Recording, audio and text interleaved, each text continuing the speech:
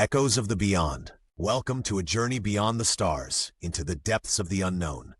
Imagine Earth in the year 2250, a time when humanity has reached incredible heights of technological advancement and interstellar exploration.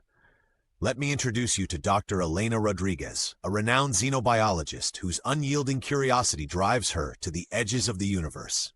Our story kicks off with an intriguing mission, exploring Kepler-438b, an Earth-like exoplanet that's been sending out unusual electromagnetic signals.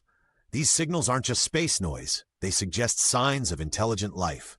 Could this be humanity's first contact with an alien civilization? Buckle up, because things are about to get interesting. In the towering halls of the Interstellar Command Center, Elena walks briskly, her mind racing with possibilities. The air is thick with anticipation as she enters the high-level briefing room.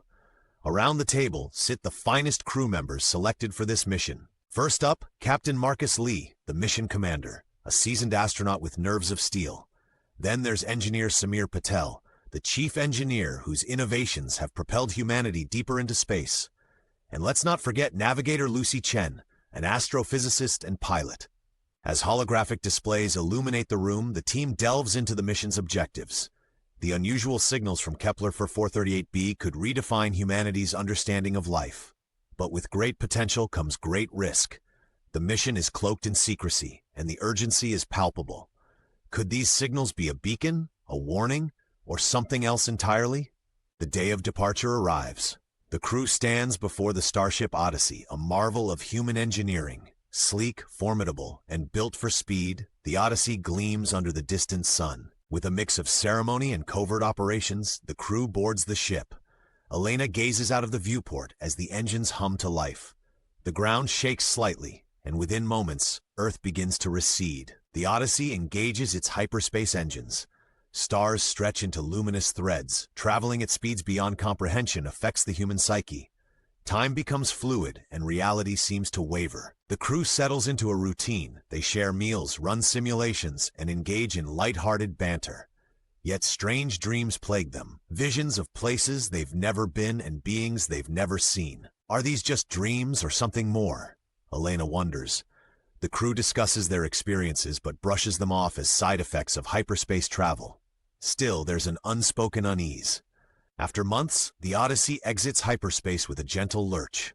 Before them lies Kepler-438b, a planet teeming with life. Vast green landscapes stretch across continents, and swirling cloud formations hint at dynamic weather systems. Initial scans reveal a breathable atmosphere and unusual energy anomalies emanating from the surface. The crew's excitement is tangible as they prepare for planetary descent. Suddenly, the ship experiences a communication blackout. Patel mutters, "That was odd," running diagnostic checks. The incident is brushed aside but leaves a lingering question. Was it a glitch or something else? The shuttle touches down in a vast meadow filled with iridescent plants that shimmer under a violet sky. The air is fresh, tinged with unfamiliar scents. Elena steps onto the soil, her boots sinking slightly into the soft ground. Elena begins collecting samples, her instruments recording data that defies known scientific principles. The plants exhibit both photosynthetic and chemosynthetic properties, and the animals seem to communicate through bioluminescent patterns. As they venture further, the crew discovers geometric formations, massive structures aligned in patterns too precise to be natural. The evidence of artificial construction spikes their intrigue. Who built these structures, and where are they now? Subtle things begin to unsettle the crew. Equipment glitches become more frequent. Shadows flicker at the edge of their vision. There's a constant feeling of being watched. Patel detects unusual energy patterns that fluctuate in response to their movements.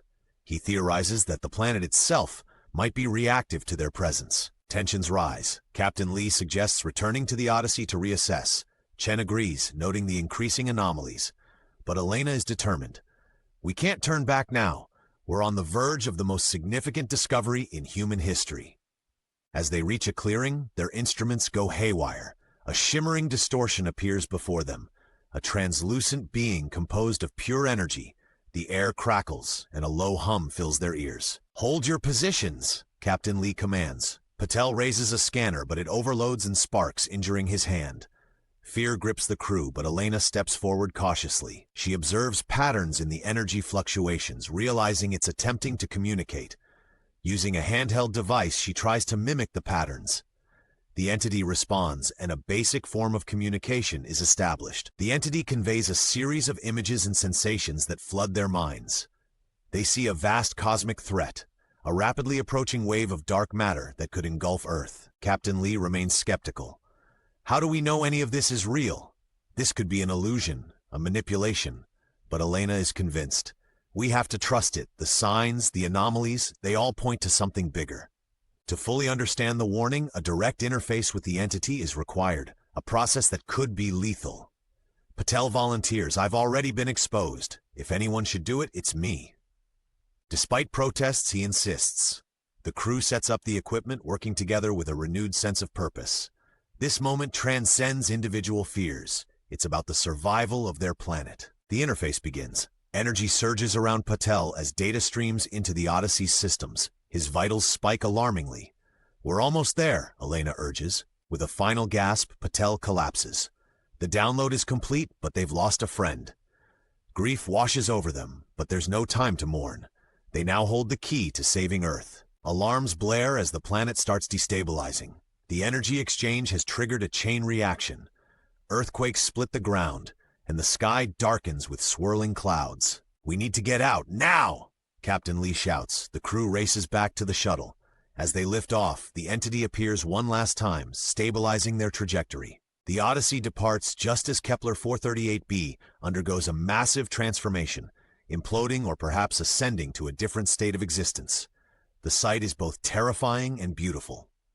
Back on Earth, the Odyssey's return is met with astonishment. Elena and the crew present their findings to global leaders. Initial skepticism gives way to urgency as the data is verified. A global initiative launches to prepare for the impending dark matter wave. Nations unite, pooling resources and technology in an unprecedented effort.